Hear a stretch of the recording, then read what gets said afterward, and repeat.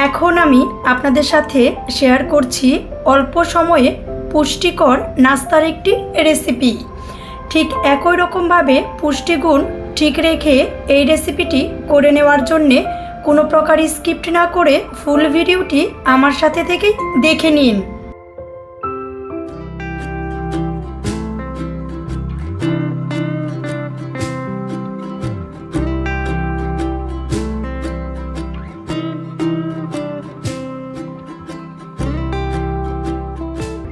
রেসিপিটা করে নেওয়ার জন্য একটি শসা নিয়ে আমি শসার খোসাটা সহ ঠিক কতটা অংশ নিয়ে নিচ্ছি আমার সাথে থেকে দেখে নিন।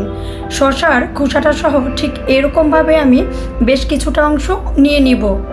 শসার খোসাটা সহ নিলে সবুজ কালারটা থাকবে, এতে কিন্তু কালারটাও খুব ভালো আসবে। এর জন্যে আমি শসার খোসাটা সহই নিয়ে নিচ্ছি।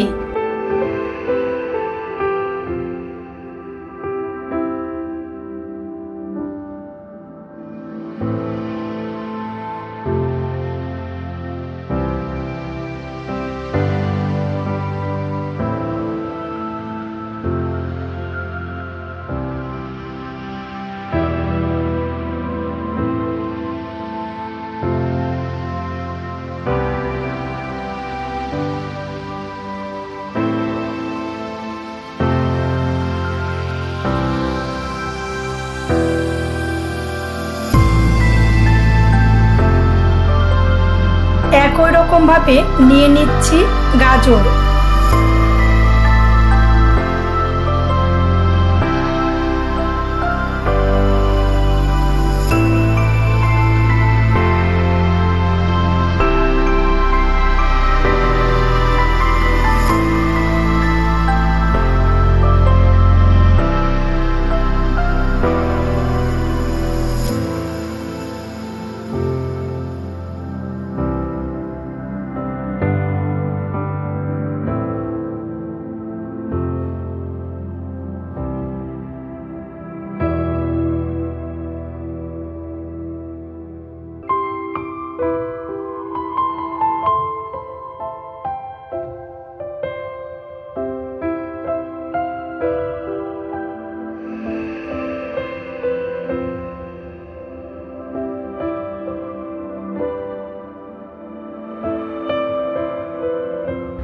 শসা আর গাজর নিয়ে নেওয়ার পর অল্প কিছুটা আলু আমি একই রকমভাবে নিয়ে নিচ্ছি।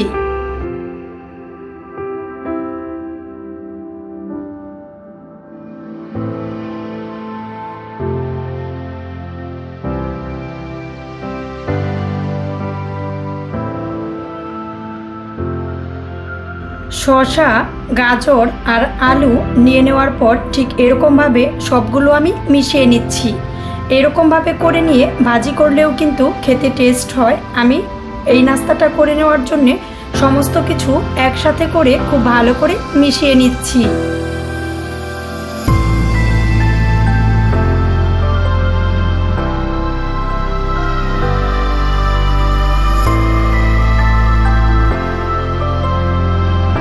সবগুলো সবজি খুব ভালো করে মিশিয়ে নেওয়ার পর ডিমের সাদা অংশ আমি নিয়ে নিচ্ছি। টেস্ট অনুযায়ী দিয়ে নিয়েছি লবণ।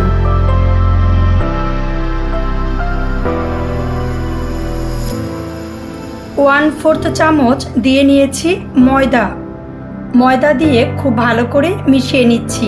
এখানে কিন্তু আমি খুব বেশি কিছু দেইনি, শুধু লবণ, ময়দা আর ডিমের সাদা অংশ দিয়ে খুব ভালো করে মিশিয়ে নিচ্ছি।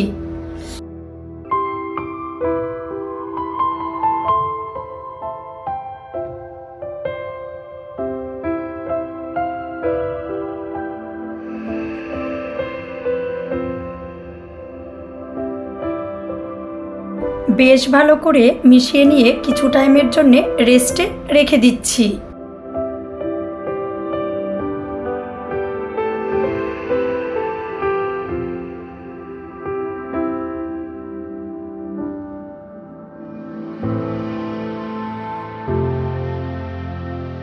প্যানে সামান্য পরিমাণে তেল ব্রাশ করে নিয়ে খুন্তির উপর ঠিক এরকম একটা শেপ নিয়ে প্যানে আমি এগুলোর মিশ্রণটা বসিয়ে নিচ্ছি।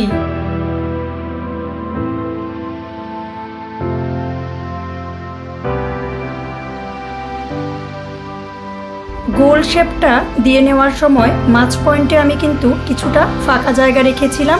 এখানে ডিমের কুসুমটা দিয়ে নেওয়ার জন্যেই ঠিক এরকম করে নিয়েছিলাম। ডিমের কুসুমটা ঠিক এখানে দিয়ে দিচ্ছি। আর চুলার আঁচ কিন্তু বাড়ানো যাবে না, একদম লো আঁচে রেখে এই রেসিপিটা করে নিতে হবে। ডিমের কুসুমের উপর অল্প পরিমাণে দিয়ে দিচ্ছি লবণ। একদম লো আঁচে রেখে একটি ঢাকনা দিয়ে ঢেকে নিয়ে রান্না করে নিচ্ছি। বেশ কিছু টাইম পর পর ঢাকনাটা তুলে নিয়ে আমি আলতোভাবে নেড়ে নিচ্ছি।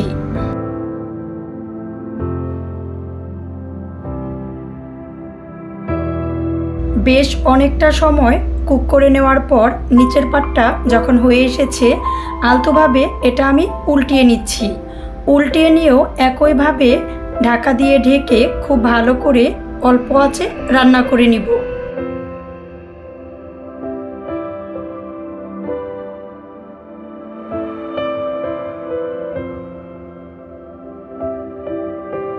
বাড়তি কোনো প্রকার মশলা ছাড়া আমাদের কিন্তু নাস্তার রেসিপিটা কমপ্লিট হয়ে গেছে। এটা কিন্তু অসুস্থ মানুষদের জন্য খুবই বেশি ভালো হয়। আর সুস্থ মানুষরাও শারীরিকভাবে সুস্থ থাকার জন্য এই নাস্তাটা করে খেতে পারে। এখানে যেহেতু বাড়তি কোনো প্রকার মশলা বা বাড়তি রকম তেল ব্যবহার করা হচ্ছে না, এটা কিন্তু শরীরের জন্য খুবই বেশি ভালো হয়।